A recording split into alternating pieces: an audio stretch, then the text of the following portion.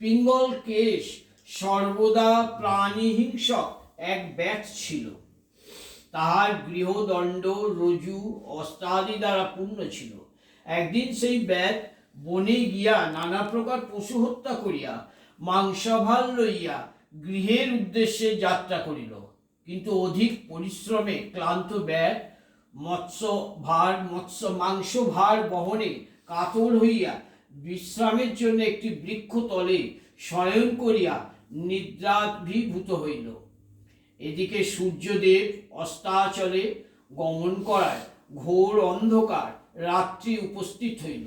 ব্যাধের নিদ্রাভঙ্গ হওয়াতে সে দেখিল চারিদিকে অন্ধকার, কিছুই দেখা যায় না। সে তখন অতি কষ্টে একটি বিল্ল বৃক্ষের উপর উঠিয়া লতা পাতা দ্বারা মাংসাভার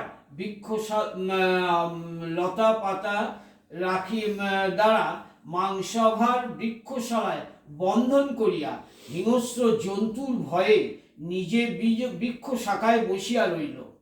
রাত্রিতে শিশিরের জলে তাহার সর্বাঙ্গ ভিজিয়া গেল। ব্যাধ শীতার্ত ক্ষুধার্ত হইয়া কম্পিত কলেবরে রাত্রি জাগরণ করিয়া বৃক্ষ শাখায় বসিয়া রইল। সেই বৃক্ষমূলে একটি শিবলিঙ্গ প্রতিষ্ঠিত ছিল।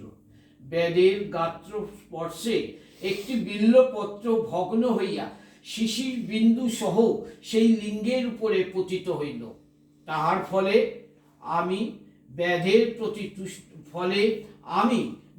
প্রতি তুষ্ট হইলাম। তারপর রাত্রি প্রভাতে ব্যাধ বৃক্ষ হইতে নামিয়া মাংসাভার স্কন্ধে লইয়া নিজ গৃহে গমন করিল। কিছুদিন পরে ব্যাধের মৃত্যুকাল উপস্থিত হইল। তখন যমদূত আসিয়া দৃঢ় পাশ দ্বারা তাহাকে বন্ধন করিতে উদ্যত হইল।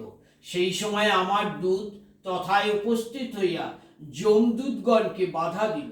অতঃপর উভয়ের মধ্যে কলহ উপস্থিত হইল।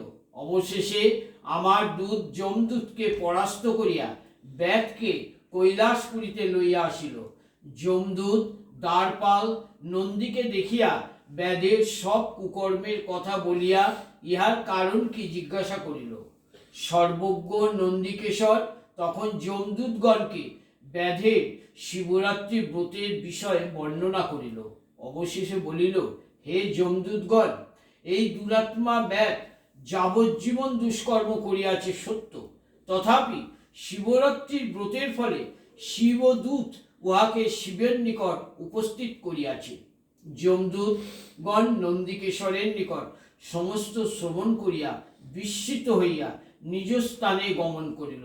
হে পার্বতী, শিবরাত্রির ব্রতের মাহাত্ম্য তোমার নিকট বলিলাম।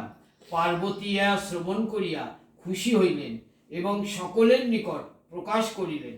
দেবতা, ঋষি ও মুনিগণ পার্বতীর নিকট শিবরাত্রির ব্রতের মাহাত্ম্য শ্রবণ করিয়া পৃথিবীতে প্রচার করিলেন। এইভাবে শিবরাত্রি ব্রত প্রচলিত হইল।